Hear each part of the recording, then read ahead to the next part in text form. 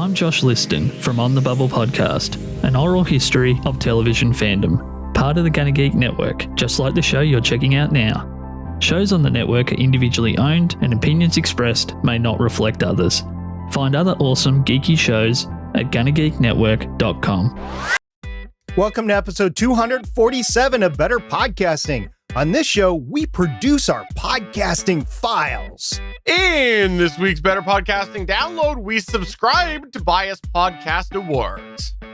And finally, in this week's Better Podback, we reminisce about our first podcasting microphones. Lauren, start the show now. I may be biased, but I think you're one of the best voiceover talents ever. Welcome to Better Podcasting. With a combined history of over 1,000 episodes, and starting as early as 2008, we are hobby podcasters through and through, just like you. That's why we are different. We minimize the money talk so that you can focus on building a better podcast. Here are the hosts for the show, Stephen Jondrew and Stargate Pioneer.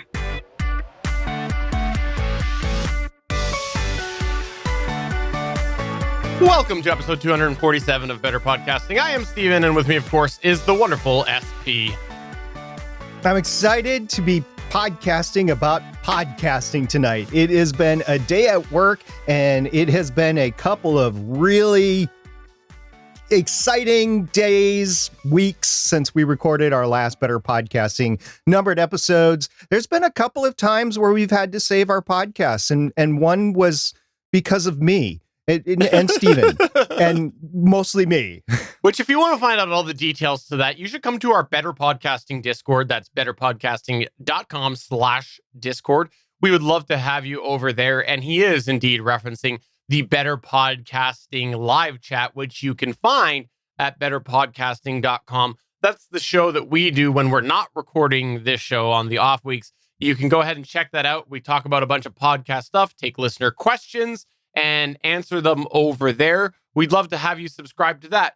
And you know what? You got a bit of time to check that out because we are taking the next week of that show off. Don't worry, it doesn't affect this show, not the Better Podcasting Prime show, but you can find out all of the details on that in the most recent episode of the Better Podcasting live chat over at betterpodcasting.com. SP, we got another full one this week, so let's go ahead and get into it now. Let's do it.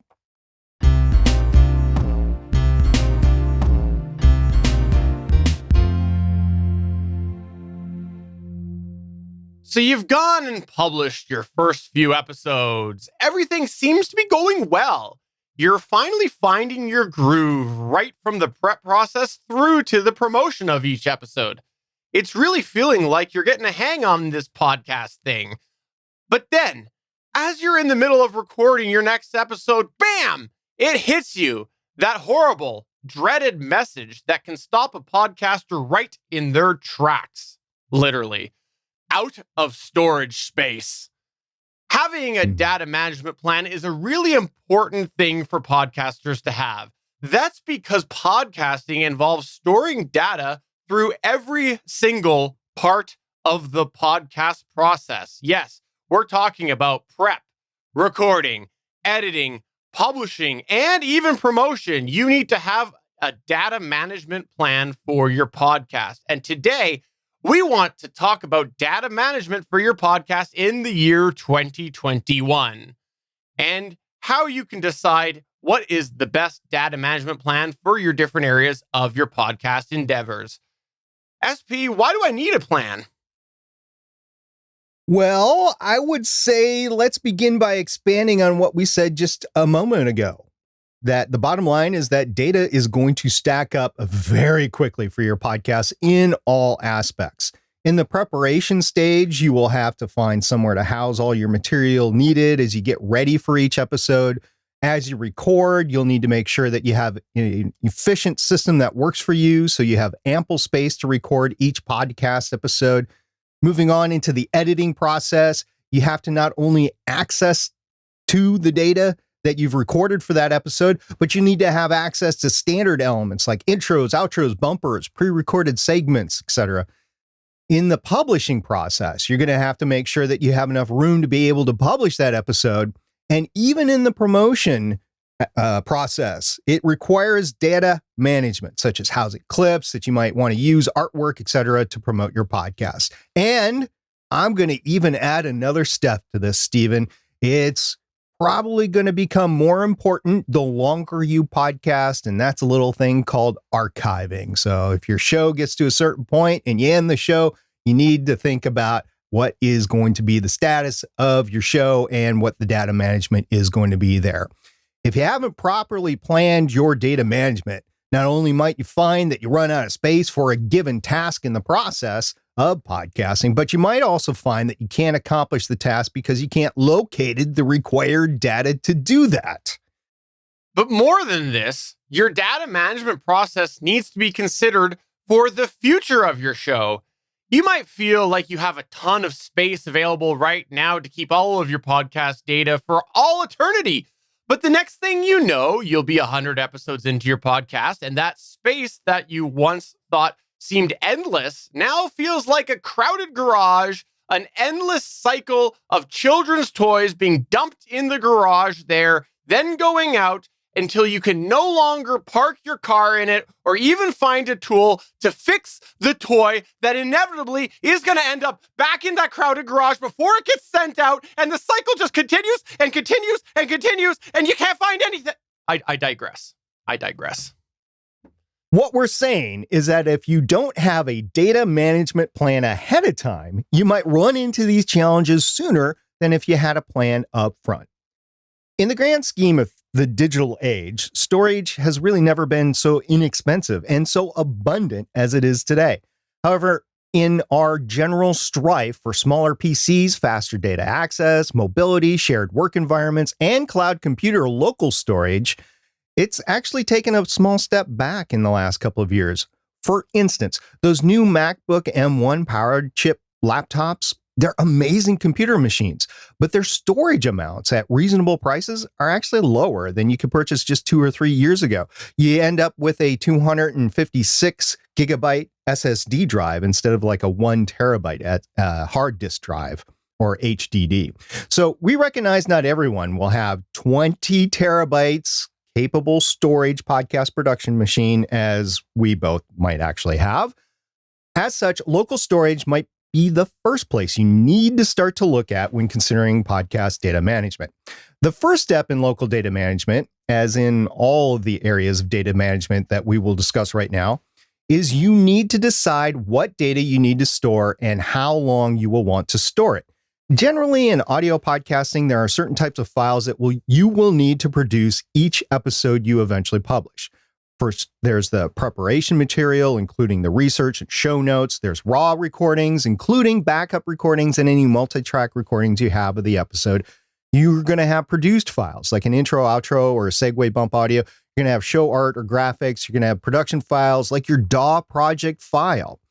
You're going to have lossless final file renders. You're going to have a final published render like in an MP3 file. You're going to have publication post drafts, or at least what you have on your local machine. And this goes on and on. And if you decide to add a video component to your show, there are even more files you will need for production purposes. Recognize that these files tend to be exponentially larger than your audio files. We're talking about raw video recording or recordings. We're talking about video editing project files, bigger than audio editing project files. We're talking about visual production elements like swipes or segue play cards. We're talking about final renders. And at 4K, these will be gigabytes large, not hundreds of megabytes. We're talking gigabytes large. All told, these files can be several gigabytes just for an audio-only production to dozens of gigabytes for a video production. You're going to need to ensure that you have the storage space available each time you start producing an episode. Then you'll have to multiply that in case you want to produce multiple episodes simultaneously, as in you're producing a season of episodes or you're just working ahead in advance of a vacation. And once you have published the episode, you'll need to account for long-term storage of the files. Which files are you planning on keeping, and how big are they?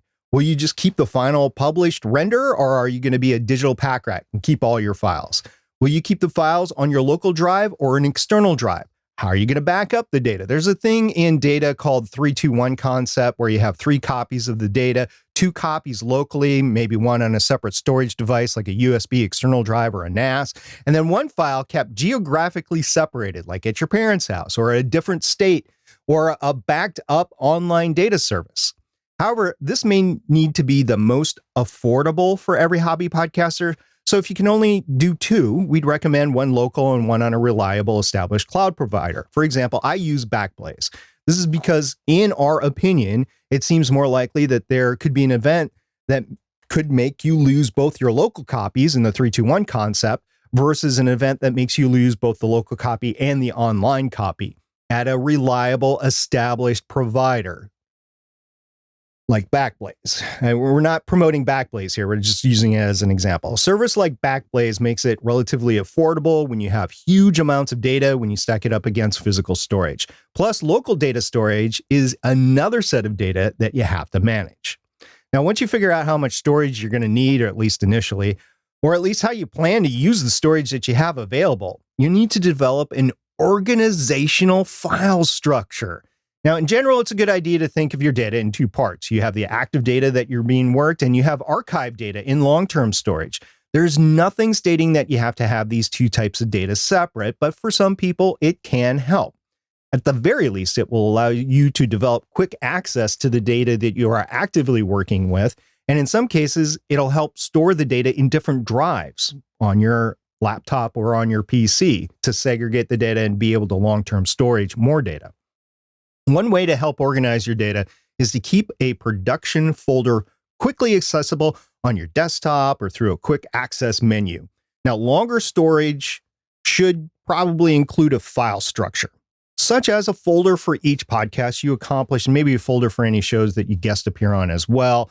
Basically, any show or any project that you're working on probably should stuff it in a different folder. Now, in each folder, you should keep a subfolder for each episode of the podcast that you are on, or maybe you guest host on various different podcasts. And for ease of search and access later, we would recommend naming convention in your files, such as the initials for your show, followed by 3 or 4 digits for your episode number. Like this would be BP 247 or BP 0247 if we anticipate going into 1,000 episodes. You can also add dates and or episode titles for quick reference, but remember, the more text you place in the folder name, the busier it's going to look on the screen when you're searching for it. Now, that's okay if that's how you operate. Personally, I like dates in my file structure and my folder numbers, but not everybody does. But the point is to come up with a standard way to label the folders and stick with it to make everything uniform and easier to navigate and search in the future. That's why you're retaining the data after all. Another consideration is what format you want the data to be kept in. For example, WAV file versus FLAC. If you plan on reusing the data in the future, you might want to keep a lossless copy of the audio or video files, but those come at a caveat where they are generally larger in size. And even with the best intentions, you might not actually touch this data ever again.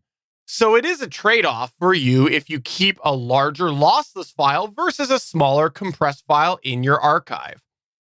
Also, you can consider using something like zipping or RAR to package the data into an archived format. If you are just keeping the data, quote, just in case, end quote, a compressed format will be fine. It's a little more work when you got to go get it, but it will reduce how much space you do need to have for that data. Although, make sure you are keeping the data in a format you can uncompress sometime in the future. And we say this because over the years, there have been a variety of different compression formats that have come and gone, and it's been harder to find what you need to uncompress that data when you finally get it 10 years later. So just keep that in mind. Oh, and also watch out for the passwords, because if you're going to password an archive section, you want to make sure you have that password later. Once you have your data flowing right and neatly stored, you need to make sure to maintain it. Pick a routine time once a week or a month, or maybe even once a year, in order to maintain the data. There is no set time to do this, and just like vacuuming, cleaning your bathroom, checking your finances, painting your walls, or weeding your garden, How often this happens will depend greatly on you and your situation. We would just caution you not to let this go on too long, because cleaning up a mess after a long period of neglect could take up a lot more of your valuable podcast time rather than staying on it. You should also search for duplicate files and delete what you don't need. Maybe there is a reason to keep two versions of the same file on your computer, but a lot of the time there isn't. And sometimes podcast files can get pretty large, so duplicates will eat up your storage space quickly.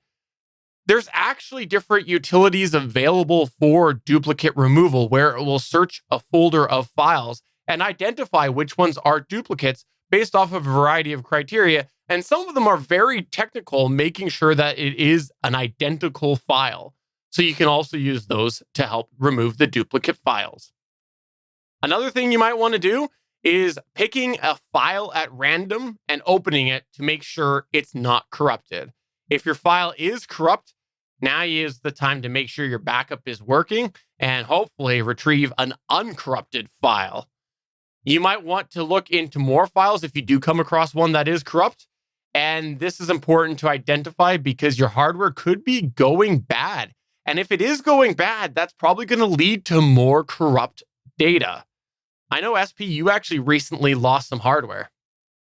Yeah, last year I lost a 2 terabyte personal storage drive. It didn't impact my podcasting at all, but overnight it was just gone. It was there when I went to bed. I was actively working an edit, and I came in the morning, computer had been on all night, and it was just gone. The problem was I had only partially backed up the data. I had a backup program that had stopped a couple of months before, so I lost the personal files that I had changed in the last couple of years. I tried to get the data restored, and unfortunately it was just going to be too much. It was going to be like $2,600. And since I had all my long-term memories on there, the photos that had been taken, 15, 20 years ago, I thought, why go through that problem? And unfortunately, this can happen at any time. My son actually ran into this problem just the last couple of weeks. I told him to start backing up his data. He didn't. And then his drive basically stopped being accessible on his computer. So he's regretting the fact of not taking my advice and backing up the data.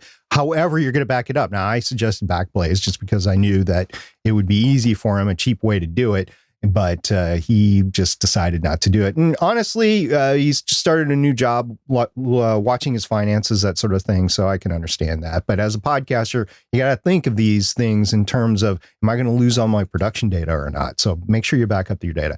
Now, there is a lot to local data storage that we talked about. And if you have any questions, feel free to reach out to us. The data is the data that you will be directly interacting with as podcasters the most on your local storage. So understanding the data and having a plan to deal with it can be the difference between recording and producing an episode or not in some cases. If you have any questions about the podcast data use on your PC or whatever devices you're using, please reach out to us or to the folks in our Discord server. We actually have several data professionals in our community that would love to help you out. But local data is not the only data you will be interacting with as you podcast. There are others, such as shared data or cloud data. And Stephen, why don't you kick off our discussion on shared data? When it comes to shared data management, you're entering a whole other beast. Personal data management is relatively simple in comparison. You look at the situation that you have and you choose the path that works best for you. You get to be selfish in that aspect. Once you start to look at shared data, though, now you have to consider others. And let's be honest here, I'm not very good at considering others. The challenge with this, though, is that some people prefer one service over another. Sometimes it's because of personal experience with different services. For example, someone might find OneDrive works better than Google Drive for them. Other times, it could be a simply cost variable. For example, someone might use Google Drive because they already pay for Google Photo Storage, which you're paying for one and the same with that. In an ideal world, everyone involved with your shared data for your podcast would prefer to use the same service. But newsflash, we don't live in an ideal world. And this is where, with shared data, sometimes things can start to get split. We would recommend, as you look at shared data for your podcast, consider things from two mindsets. One, address the group needs for a shared repository. And two, address file exchange needs. Look at these independent. And the reason for this is because for file exchanges, generally, it can be easier for the person who is sending the file to send it as they're best comfortable with. If they're using a platform that they're not comfortable with, it might take them a while to do so, and this can cause unnecessary delays with getting that file where it needs to go. SP and I have both seen this before in our podcast endeavors, where we've asked somebody to send us a file using a platform. It takes them days or even longer to send it, and we're sitting there chomping at the bit, waiting for that file. And eventually they come back and they go, sorry, I couldn't figure out XYZ service. Here's a link to ABC instead. Hopefully that's okay.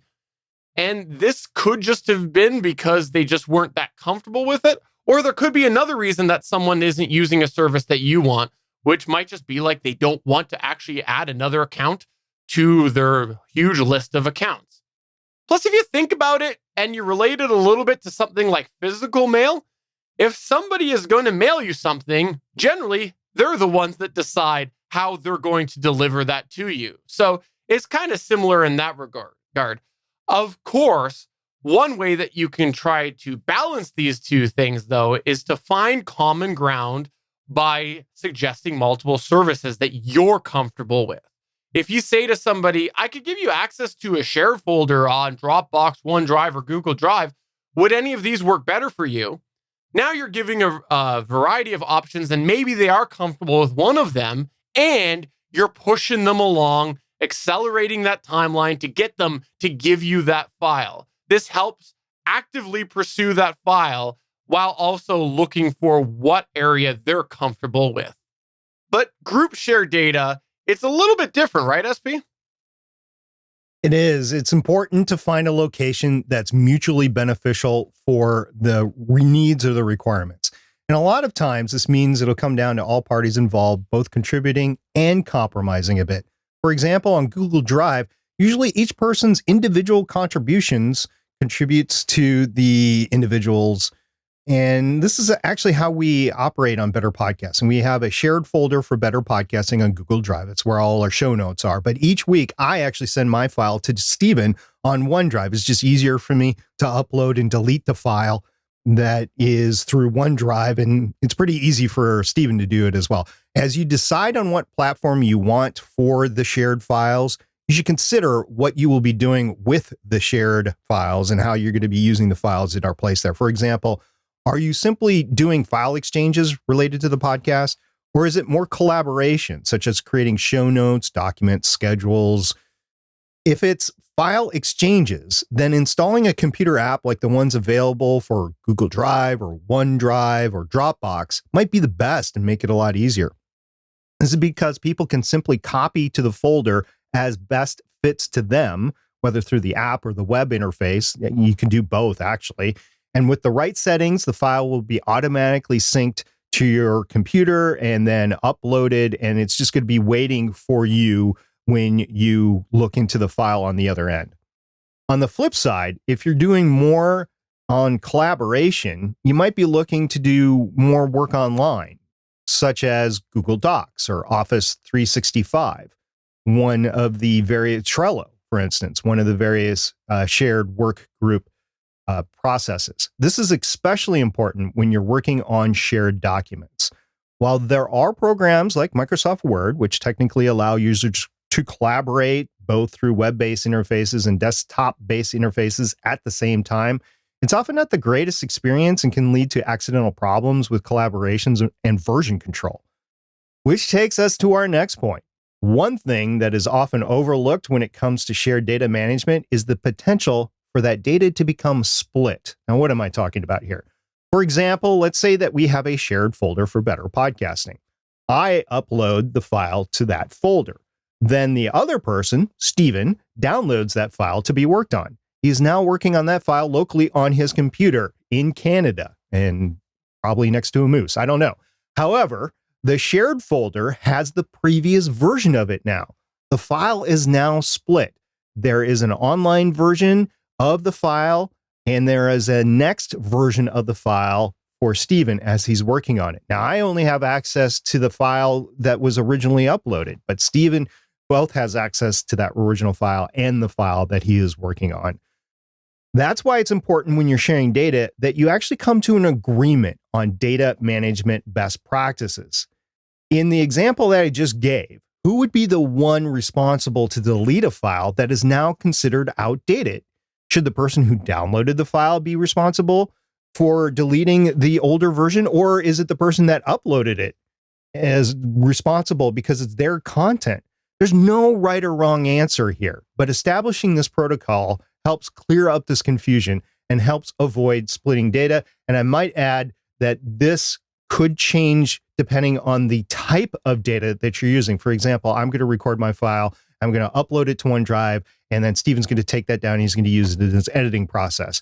I keep that file up as long as Stephen is editing, and as soon as that show is published, I take it down because I know he's successfully used the file. However, if there's another file that we're using, like the show doc, that we're going to need all the way through and as reference years later, because we have referenced our show docs. As a matter of fact, just this year, we've been referencing our old show docs from back in 2016, 2015, that sort of thing. It's important to have those files available online, and we keep those files online. But if somebody needs to delete them for whatever reason, then it should be an agreement on who deletes the files. And I'm just going to go one step further here, Stephen, since we don't talk about it's affected me personally, where we've had shared show docs, not we, Stephen, you and I, but my co-hosts and I have had shared show docs. And then I've been referring to them as I've been correcting the show notes in the past. And then all of a sudden I go into the show notes one day and the whole directory is gone. I can't find it anywhere. That's because my co-host has deleted everything because they wanted to clean up their shared drive, their cloud storage, which is entirely feasible. But had that co-host contacted me, I would have said, hey, turn those documents over to me and I will use them for the future. So it is important to understand who has control of the data and who has control of deleting the data. Which brings us perfectly, actually, to the next point. In any group scenario, you would be best suited to back up the most critical files locally if possible. While this does create some duplication, you want to make sure that somebody can't come in and do what SP just mentioned, which is delete the whole folder. They may not be doing it maliciously either. They might just not think through what the repercussions is of them deleting something on their shared drive. It really would be a shame if that situation that happened to SP happened to you. However, that's not saying you have to back up absolutely everything. No, if something is being hosted on a reliable, reputable cloud service that you do have personally full control of, and it's not critical to your podcast, do you really need to retain that locally? This concept of trusting the cloud is something that has changed hugely since we started Better Podcasting. Back in the time that we started Better Podcasting, many people would think it was crazy just to work in the cloud, but there are many systems and organizations that are shifting entirely to cloud-based formulas. Here's an example of that from a personal day-to-day perspective. If you look at things there like Google Photos and iCloud, they are generally being shaped towards using them in an entirely cloud platform. And this is supported by looking at the evolution of cell phone storage. There was a certain time that the trajectory was continued to add more and more physical storage to a cell phone, add things like SD card support, basically try to get people as much storage on their phone as possible. And this was to accommodate people who do take lots of photos and lots of video, but things have changed a little bit, and now the model is being shifted more towards having people use it in cloud-based. And this is because internet connections are evolving. They're getting faster. They're getting more reliable around the world. So the whole concept of working in the cloud is being seen all over the place, from your phone to just data collaboration and management. So you need to look at what is in the cloud, look at what you have access to, what is under your control, and decide, do you really need that kept locally? The show notes that we use for this show are entirely on Google Drive. As we mentioned earlier in our show, we do think that critical data should be kept locally and in the cloud. But since we are shifting to an era where working in the cloud is possible, you need to decide, are you going to trust the cloud? Now, all this is true that we've just spoken about with shared data. Whether you work collaboratively or on your own, you can still work in the cloud. If you're working on your own, this could be advantageous if you travel, which I know pandemic, nobody's really been traveling around. Or maybe you're just working in different spots in your house, right? So you're going for your main production PC to out on the back patio, or you're going up to your bedroom or wherever just to work in different spots and use the cloud to do that. So it could be if you work with a team like we do here on Better Podcasting, or my new solo show called Better Podcasting SP's Take. Perfect. I look forward to seeing that. That is going to go really well with my Better Podcasting SP's Take after show that I'm going to be doing. That is just going to be great. So it's going to be me ragging on you and then your take on my show. This is going to be great. Okay. Exactly. Moving on, though, we're going to move on from shared data and we're going to go into hosting data management tips. There's another part of data management that we haven't talked about, and it's the hosting part of the data. It's a little bit different than shared cloud data in that this is the data that people are going to actually download. It's your podcast, basically. Yes, even though most people treat hosting as an upload and forget to your hosting provider, it's important for you to put thought into the data management up front. This is because without considering the data management, you might find yourself running out of space or worse, losing data. Now, we could get into a whole discussion here about choosing the right media host for your needs, but there's a few things that we just want to highlight in this whole data management conversation in this show. How often are you releasing an episode? How consistent is your episode length? What quality are you releasing your podcast with? That means the quality in terms of the file management, the rendering, the specifics of the file, how many bits, what's your sample rate, that sort of thing. These things will be very important as you look at media host offerings for storage. Ultimately, you want to make sure that you choose a host for your podcast that can accommodate what your regular release schedule will look like. But some media hosts have total bucket caps to your storage, when some just have a cap for a periodic time, like a month. If you're found that you're regularly going up against that cap, like if it's a monthly cap, then it might be time to realize that your current selection isn't working for your data management needs. This could be as simple as switching plans for your media host provider, or maybe it's time to search for another media host provider. It depends on what your situation is. But the data management on your media host for your podcast goes beyond the caps. Have you considered what you're uploading to your media host and how they're storing your file? For example, if you're using the same file name structure for each episode, and if so, how are they hosting it as you upload it? Do they change the name? While you might not need to depend on this every day, having a standard naming structure can be beneficial down the road if you need to pull these files for another use. For example, maybe a statistics service comes along that creates a statistics based on the MP3 name. If it's a bunch of random info, you'll never be able to decipher which episode is which episode. Or perhaps, more practically speaking, let's say you transfer media hosts. This is something that people do all the time. I question why they do it, but people hop from media host to media host. So it is a thing that happens.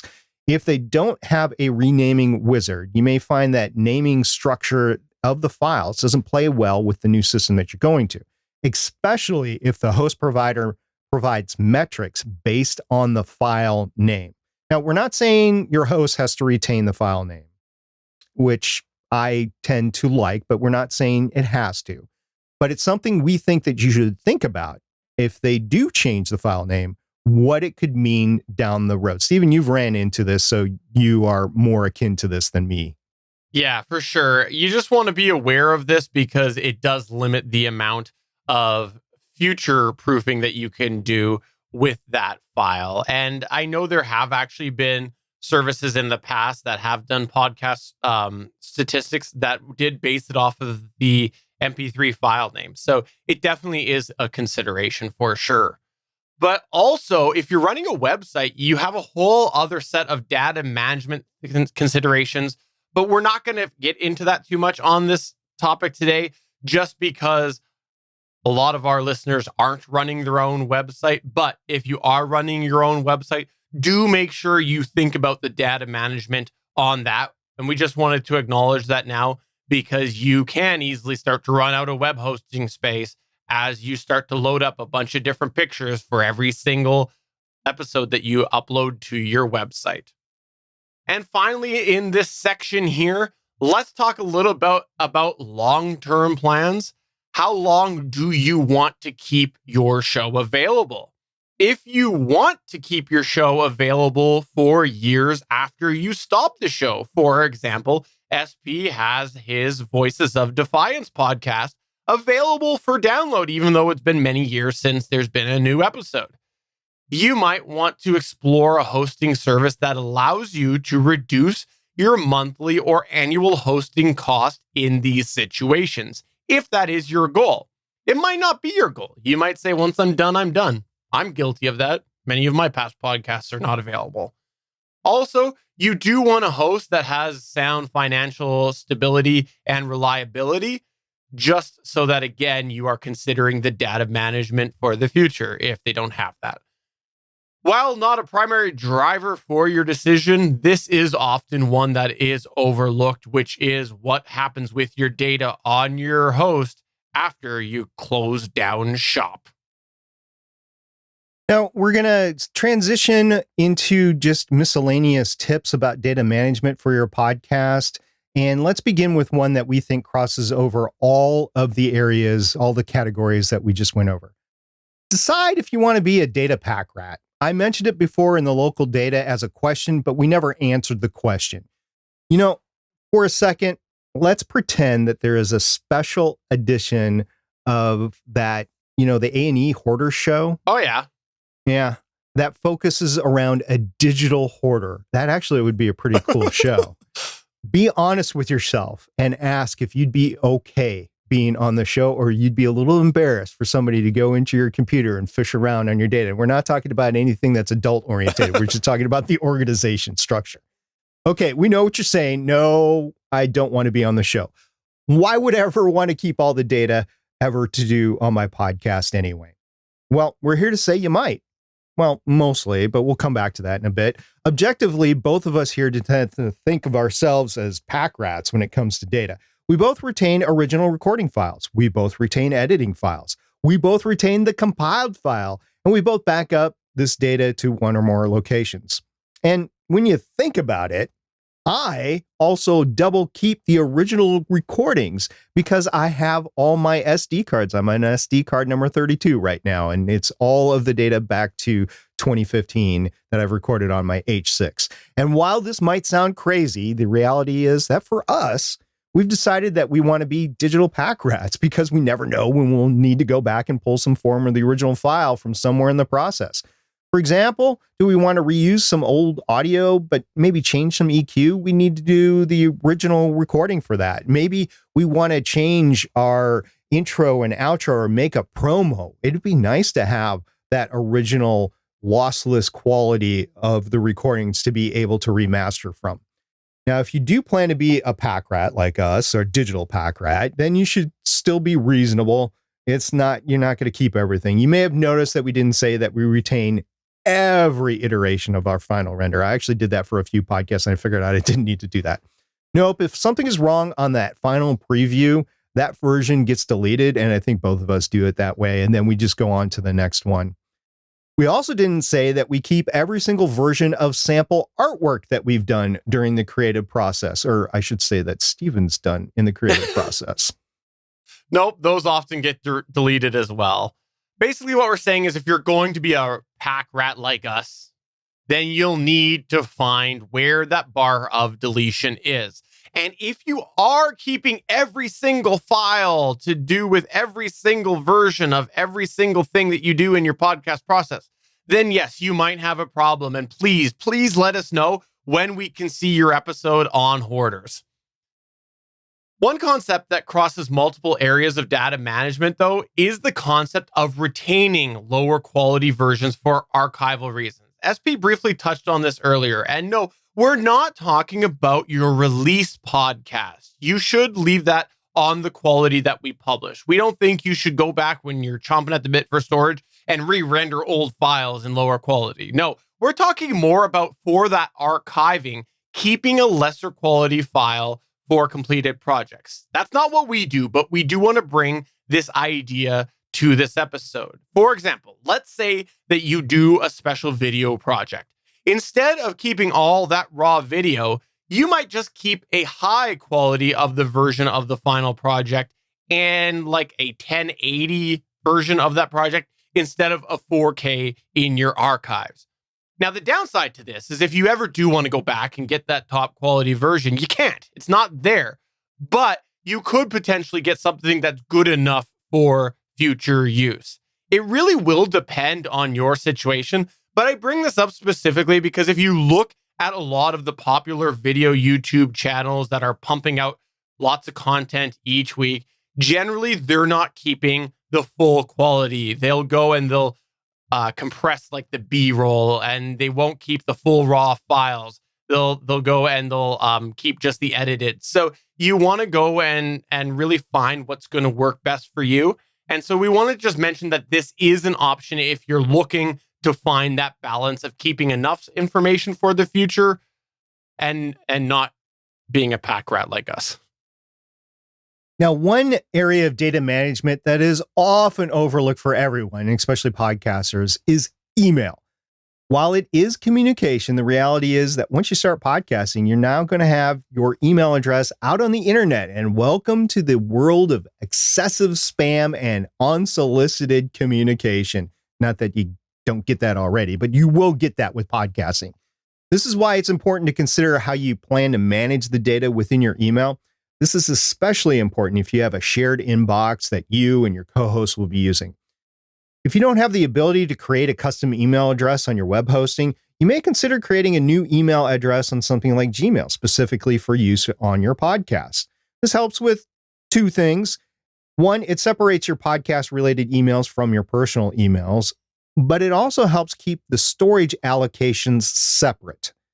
We'd also encourage you to use mail rules in your mail client as you determine areas that might be a priority, set up automatic tagging, and try to keep your inbox clean from the start. If you've never had a public-facing email, you may not fully understand the level of unsolicited email you're going to get, especially when you factor the various services that you're going to give your email address to as you create your podcast. Guess what? A lot of them actually give that out to different email list providers. If you don't keep your inbox clean, eventually you get to the point that it's just not practical to clean it up.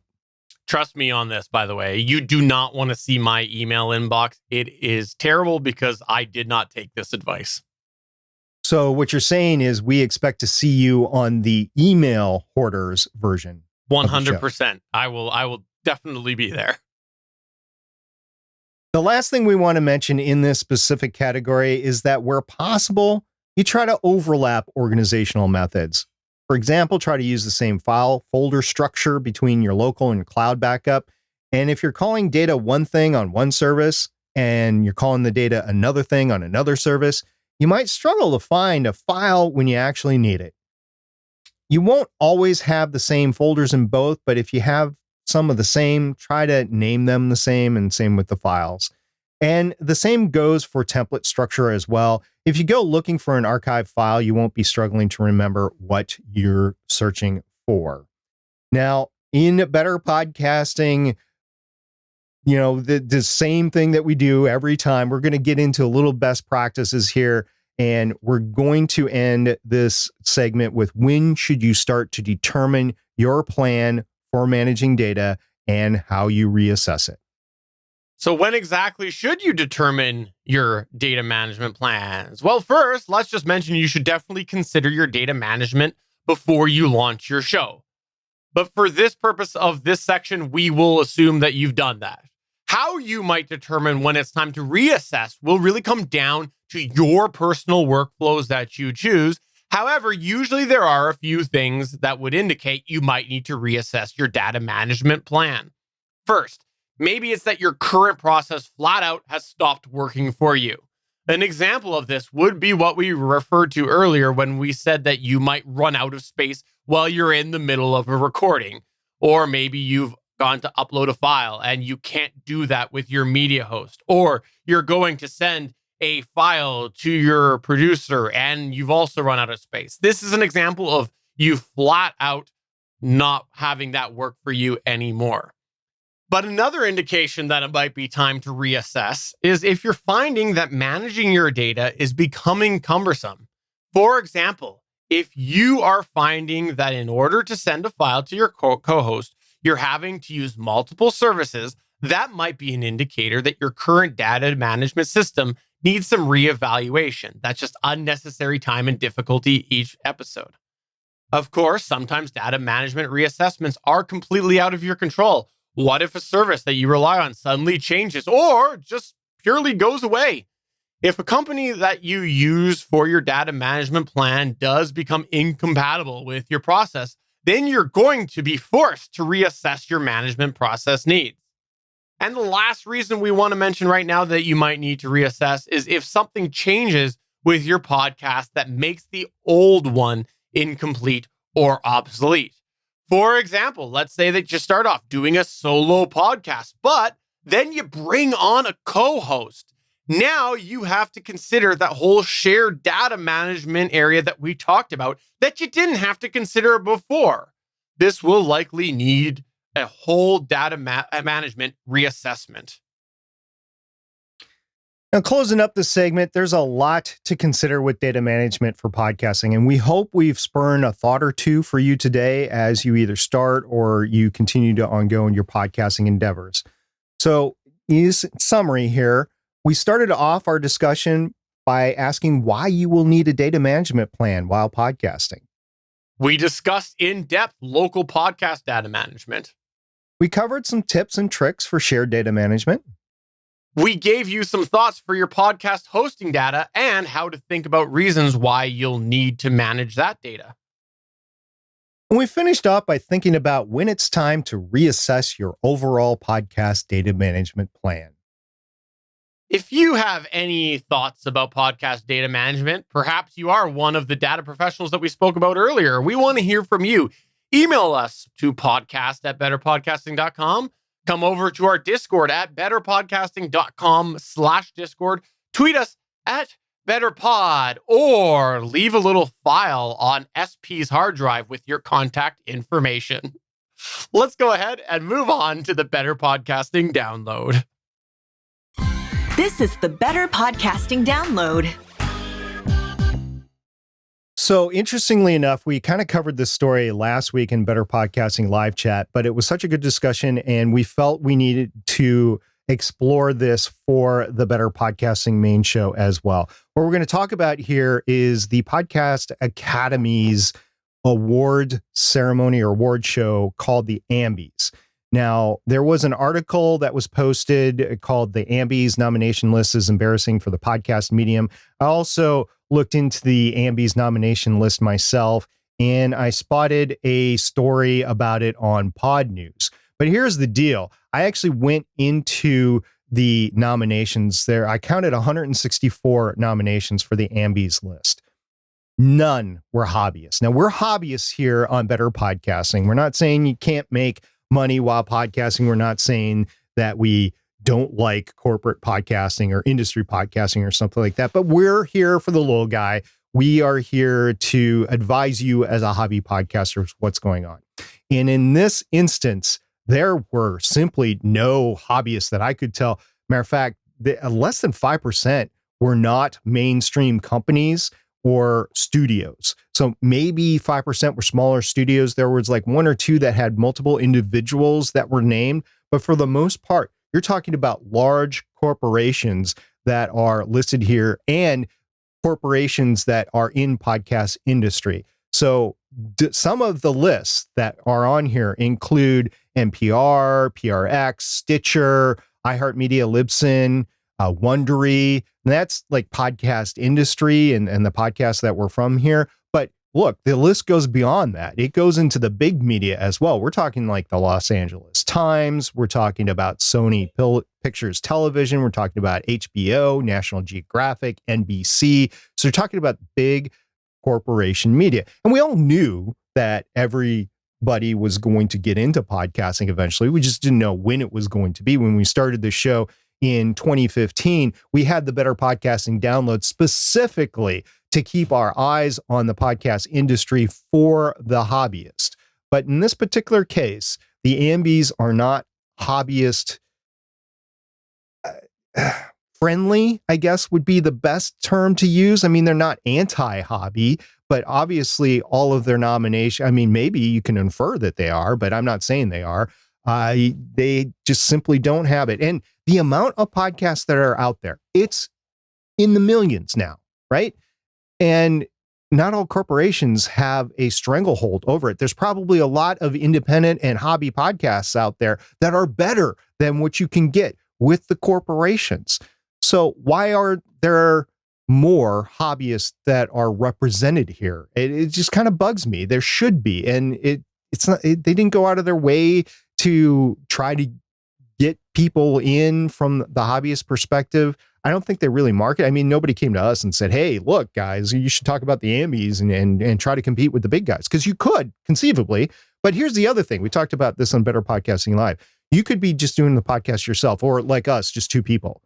And we are competing with people that might be doing a podcast on the same thing from a corporation with a staff of 15 to 25.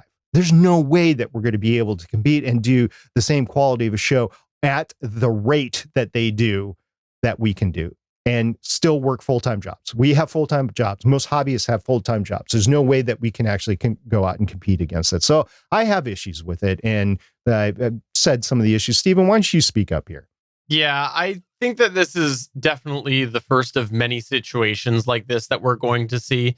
I think that you're going to see the split continue to happen, where you will have certain things that are geared towards being a more large podcast or a large backing to these podcasts. And I think if you look from a couple of years ago when iHeart started their podcast awards, they billed themselves as, what was it, the first ever podcast awards, which was just factually untrue. I think it was them. And the thing is, that was because they were meaning it. I believe they were meaning that from the perspective of like a traditional award show type thing. And they had a vision in their mind that followed a long history of other mediums. So I think that we're going to continue to see this fork happen. And I think it's going to be a rude awakening, if it hasn't already, for people that once thought of themselves as the big fish in the world of podcasting. Well, guess what?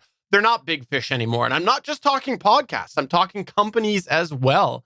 I think that they are now getting brought down to our level. I just say that in tongue in cheek, but I do mean that, though, that they are getting knocked down. Yeah, a little bit. I mean, there's this mindset that anybody could make it big in podcasting. And that still is out there, by the way. I would think more in audio dramas and in entertaining podcasts than anything else right now. If you come in with a big name, or if you come in with a big corporation, you're just going to be able to spend more than other people in terms of promotion. You're going to be able to get more visibility, but there's nothing that says that you can't. And that's why a couple of weeks ago, we ran the promotion versus creation episode here on Better Podcasting, because we wanted everybody to know you should be spending some time on promotion, especially if you want to compete with everybody else. So yeah, the Ambies are a thing. There are other podcast awards throughout the year that are a thing. Just know that you're going to be competing against people that are working this as full-time jobs and will pad the award a little bit, the submission, or maybe they're able to promote a little bit more voting in case there's voting involved with the general public or within the industry. So I don't know. We'll see how this all pans out. and go from there. Now, there was another big thing that happened in the industry since we last recorded this podcast, and that was the whole thing about Apple Podcasts are slated in the next iOS update to not use the word subscribe, that they will use the word follow, and everybody was like ecstatic about that. Oh, that's what Spotify uses, or Pandora, or whatever. This is great. They should get away from subscribe. Okay, I can kind of understand that. But one of the things that people were saying is that, well, subscribe generally means that you have to pay for it. And I'll admit, when I first started listening to podcasts, I was worried because it was through iTunes at the time that I was going to have to pay these microtransactions, because even television episodes you could buy for like $1.99 at the time. So I'm like, I don't want to listen to 20, 30 podcasts and be charged that amount of money. Well, here's the thing about the word subscribe. Most of the people that are on YouTube subscribe to your YouTube channel, and they know that it doesn't cost anything. So I have a little bit of an issue with people saying that people have issues with subscribe overall. I think in this day and age, especially with YouTube, and I will continue to use YouTube as the example here, you can subscribe to any channel and it's free. Now, if you want the exclusive content, you have to pay to be a member of the YouTube channel. That's not always the case. We definitely don't do this here on Better Podcasting or with GonnaGeek, but different channels do that, and it's usually extra content, but their main content is free for everybody else. I don't know of one YouTube channel, I'm sure there is, but I don't know of any that's exclusively behind a paywall. So for this mindset out there that just says the word subscribe is bad, I have an issue with that. And I think that I will continue to use the term subscribe for the podcast. I'll probably use subscribe or follow just because there's different distributors out there that are using either, but I don't have a issue with using the term subscribe. I don't know, Stephen, do you? I agree with you. I think this was a question for a couple of years ago. I'm curious why they're pulling the trigger on it now. I think there was a lot more credibility to that argument of paid a couple of years ago. But the thing is, over the last couple of years, podcasting has ballooned to the fact that there are just Joe and Jane averages coming into podcasting and subscribing to podcasts. They're now familiar with this term. So it's bizarre that Apple wants to do this. I think that it's very odd, especially when you look at that YouTube example that you gave. The only thing that I can think is that because there is this push with certain podcasts to have them as paid subscriptions, it's, I guess, a little different than YouTube, where maybe because it's such in its infancy, there's a prediction that we're going to see that ratio change. And so they want to differentiate that. But I really think that this is so established now that it's odd. And I agree, though. At the core, I think that people who are dying on the hill that subscription means paid, I think you're not correct on that. I think that there's merits to what you're saying, but I don't think that that's a black and white thing as you're making it think. There are hints out there that Apple Podcasts are swaying towards paid subscriptions with podcasts out there. I mean, everybody has exclusive stuff like Spotify with Joe Rogan, for example. And there is hints that they might be doing that and they want that to be term subscribed, and then want all the free content to be follow. And then there is also removing that all the podcast content is free on Apple Podcasts. So maybe there's that additional reason for it. But again, I think using of subscribe, I'm fine with it. Maybe other people aren't, but I'm fine with it. Anyway, so that's two things that have happened in the last couple of weeks. I'm going to interrupt you here. I just thought of what it might also be as well. And I know I don't usually interrupt you, but maybe it's to do with the shift of, or a future shift of them seeing people doing on-demand episodes like Google Podcasts launched as, because with subscribe, it really made sense because you were having a file pushed down to you. So you're subscribing to the service and then you're getting something in return. And maybe they want to go more towards follow because they envision a future where people see an episode comes up and they don't always listen to that episode. They just click on the episode and they do it on demand. So it's a difference. They're not always getting that episode, or some weird Apple thing like that. I don't know, just a random theory that popped in my mind. Yeah, I'm sure you just said that off the top of your head, but there had been talk in the past couple of weeks about what is a download, and would Apple Podcasts in iOS 14.5 continue to automatically download. There was some false information that was researched to begin with on that. To my knowledge, iOS 14.5 will still retain the automatic download feature, but there are podcast catcher apps out there that don't automatically download the episodes. So it's a hit or miss thing across the industry right now. But you're right. I mean, when you talk about statistics, you really want to know who's listening to your show. I mean, that was a whole other conversation that we had on our Discord server. So I would say that if anybody wants to talk about that, come to our Discord server, and we'd be glad to talk to you about the various things. And everybody in there apparently had an opinion too, which is great. Made for a great discussion. Well, let's go ahead and move on to our Better Podback, where we got a fun poll. This is where we here at Better Podcasting turn the show over to you as we run through some of your feedback. We call this segment Better Podback. SP, credit where credit's due. You posted this poll this week on Twitter, and it was, quote, what was your first podcasting microphone? What did you like about it? What did you not like about it? Are you still using it? If you upgraded, what did you upgrade to and why? And as for the audio listener, SP has his first microphone with him, which I believe is a Behringer XM 1800S. And that is correct. Also have my first podcasting microphone, which is a SingStar microphone. SingStar. So for the video watcher, you have a little red band underneath the microphone cage on that SingStar microphone. Is that tape that you put on it, or is that how the microphone came? No, that's because you came with two microphones, one for one team, one for another team in the game. It's a video game. So one was red, one was blue. I see. Yeah. So I asked this out there because I knew a lot of our listeners like to talk about microphones. Just to answer the question myself, the Behringer XM 1800S, I'm obviously still not using it. I did like the fact that it was cheap and it gave really good quality sound for the price. I will caveat that. Gave good quality sound for the price. What did I not like about it? It was a little bit digitizing. I don't think it was as smooth as other microphones, and that is why I wanted to go for another microphone. The first one that I upgraded to was the Sennheiser E935, and that was a pretty cool microphone to upgrade to.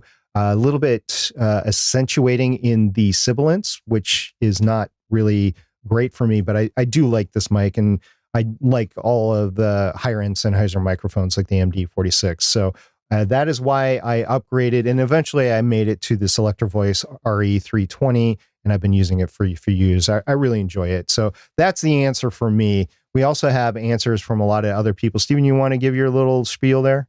Yeah. Well, I'll start with my SingStar microphones. Was that I liked it because I had it. And that was about it. That's the only thing I really liked about it. It's not even a proper connection. I think it's a 3.5 millimeter connection. But let's go on to what everybody had to say. Let's start with Josh Liston. Josh Liston said, mine was a Heil PR40 and I liked absolutely nothing about it. Currently using RE20s and RE320s in the studio and MD46 for on-location recordings.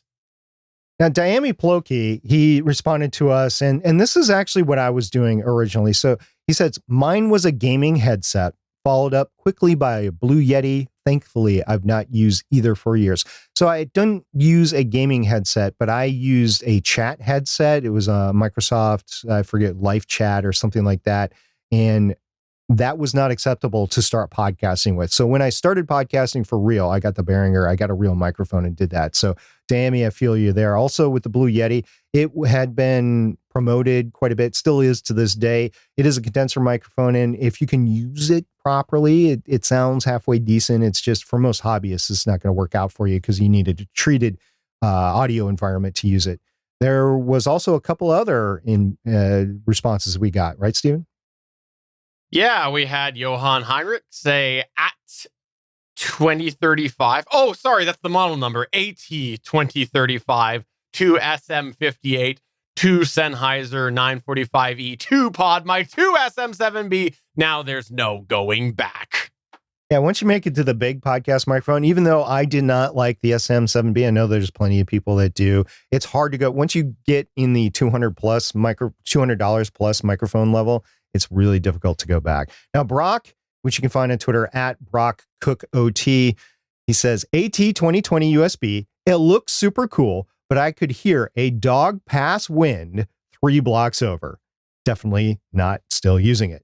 Used a couple cents, the ATR 2100 and SM58, but I now use the Aston Stealth and absolutely love it. It has the most accurate representation of my voice that I've heard. And that's what's really most important, I think, in terms of a microphone, is to find a microphone that you like your voice on. A lot of people don't like their voice on a microphone. Stephen, I heard, and we'll talk about this later, I heard that you have a spin on that for yourself, but a lot of people don't. I am fine with it, especially on the RE320 myself, and it just works for me. Some people don't like the RE320 because of how it sounds. I am fine trying to look for other microphones. I just haven't done that recently, but it was a fun ride getting to the point where I am now. But that's going to take us to the end of the show. Before we go, we've been all over the place lately. So, SP, start us off by telling us where people can find you not on Better Podcasting, because you've had a couple guest appearances. I've had quite a few. First of all, I was on Geopat's Books with Steph Fuccio, and I talked about Leviathan Wakes, which is the first book in the Expanse series. You might know the Expanse from being on Amazon Prime. So we did that. We recorded the interview a year ago, and it finally released. I was so excited to finally hear it. It was fun. It was great. I also was on Oof, Right in the Childhood.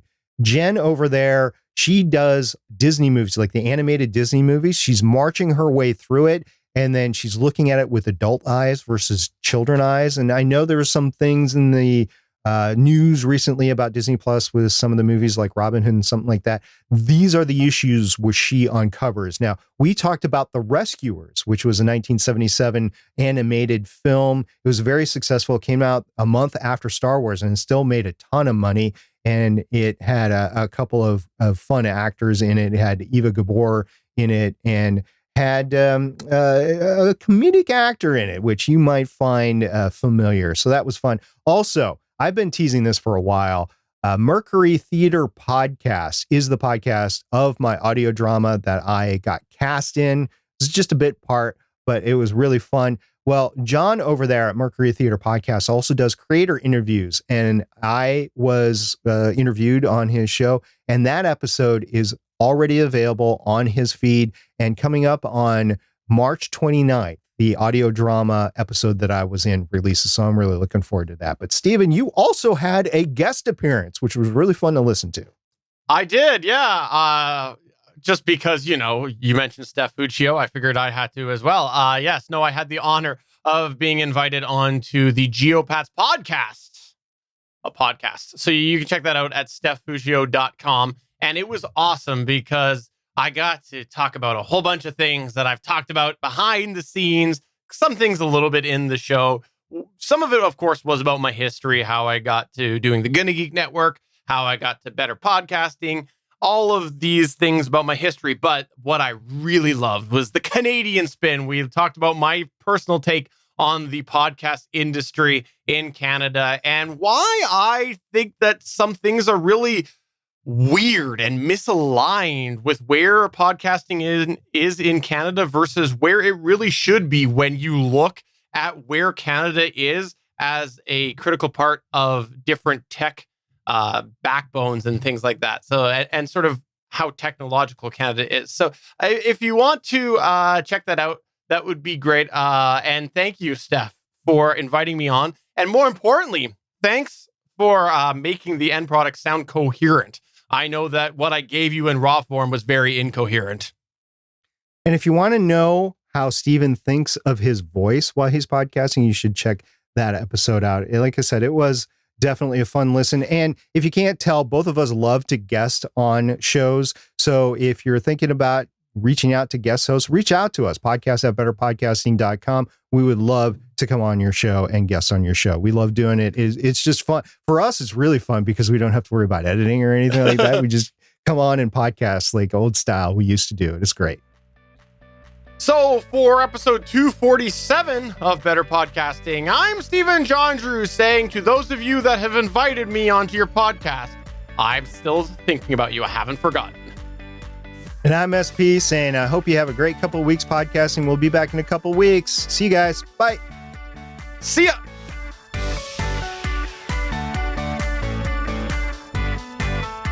Thanks for checking out another episode of Better Podcasting. You can find the full back catalog of Better Podcasting at betterpodcasting.com. If you're into geeky podcasts, please check out the other podcasts on the GonnaGeek Network at GonnaGeekNetwork.com. This show was produced and edited by Stephen Jondrew of GonnaGeek Productions. Voice work was done by L.W. Salinas. Thanks again for listening or watching, and we hope to see you again next week.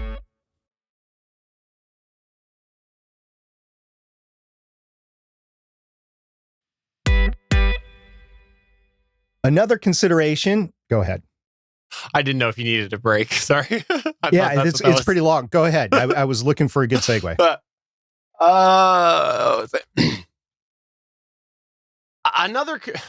I feel like a jerk. It's just like, I gotta play them off. I'll just change to my screen.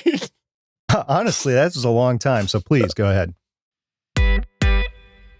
And continues, and you can't find anything. I digress. What we're saying is that you don't have a data management plan ahead of time. You're going to run out of these instances and you're going to have challenges sooner than if you had a plan up front. Wow. Okay. You felt my screaming come through your voice.